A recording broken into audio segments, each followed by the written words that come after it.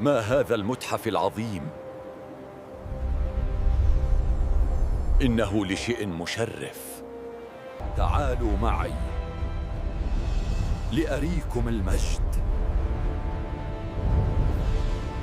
هنا يصعد الزمن، كل خطوة قرن.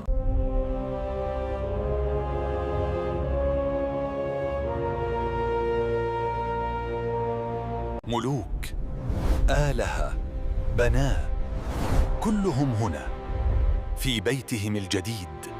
الفتى الذهبي لم يكن مجرد ملك، كان أملاً، وعداً بالخلود. هذا الوعد لا يزال حياً. لقد رأيت الإمبراطوريات تنهض وتسقط، لكن روح مصر منحوتة في الحجر ومحفوظة هنا للأبد.